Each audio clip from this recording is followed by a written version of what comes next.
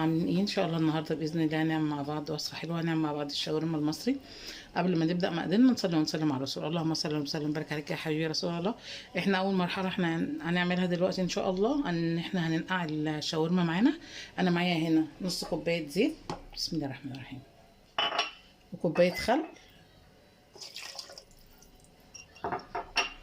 ومعايا زبادي، كوبايه زبادي، ومعانا البهارات بتاعتنا، بهارات شاورما، معلقتين بهارات شاورما، ونص معلقه جنزبيل، ونص معلقه بصل بودره، توم بودره، فلفل اسود لو انت حابه شطه حطي، ونص معلقه ملح.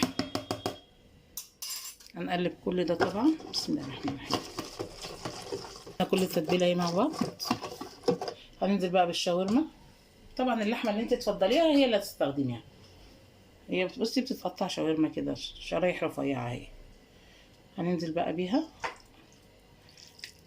انا معايا نص كيلو، طبعا انت اللي هتحددي الكميه. هقلبها بقى وهركنها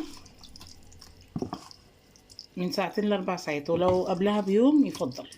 هركنها بقى ان شاء الله ونرجع مع بعض نشوف هنعمل ايه. بصي احنا رجعنا تاني اهو.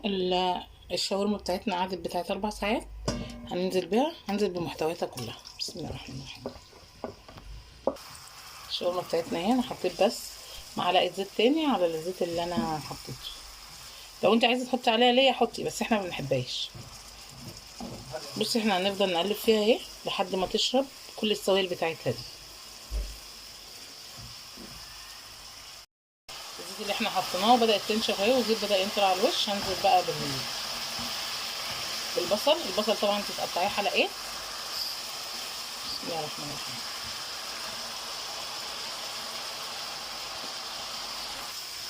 احنا هندبل البصله مع بعض، يعني عايزينها ما تتبلش قوي، يعني تبقى فيها قرشه كده.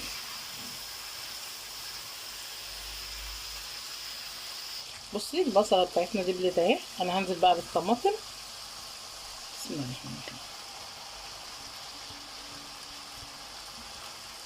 طبعا احنا الايام دي ما بنرميش حاجه.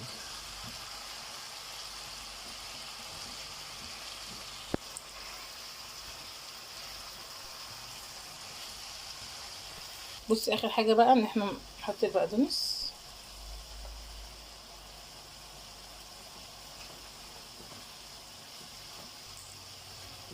طبعا الشاورما المصري بيبقى فيها الصوص بتاعها ده.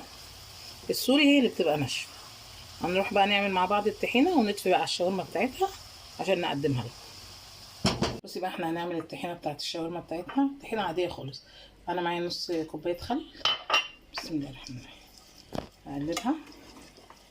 الطحينه معانا اهي لما حطينا لها الخل. هنزل بقى بكوبايه، نص كوبايه ميه دافيه.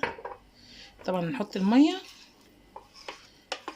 شويه شويه عشان ما تخفش منك.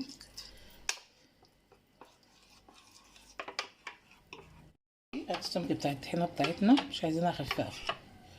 انا معايا بقى هنا شطه وكمون وفص توم بس. طبعا الشطه دي اختياري. هقلبها بقى ونجيب الشطه بتاعتنا ونعمل السندوتشات. هنعمل مع بعض السندوتش، بسم الله الرحمن الرحيم.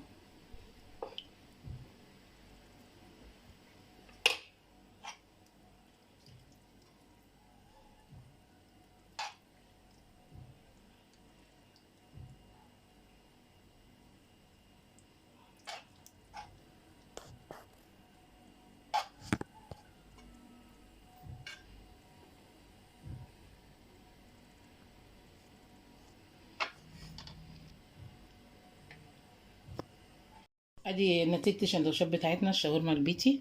بصي جميله وفي منتهى الجمال وانضف واحسن لاولادك. انت لو جيتي حسبتيها وجيتي جبتيهم بره لاولادك هتلاقيهم هيصرفوا عليكي كتير قوي. يعني لو حسبتي السندوتش ب 30 جنيه، انا عملوا لي دول 14 سندوتش. شوفي بقى احسبيها هتصرفي قد ايه. ما تنسيش بقى يا جماعه الاشتراك في القناه وتفعيل الجرس ولايكات كتير عشان يوصلكم مني كل جديد. واسيبكم في امان الله، والسلام عليكم ورحمه الله وبركاته.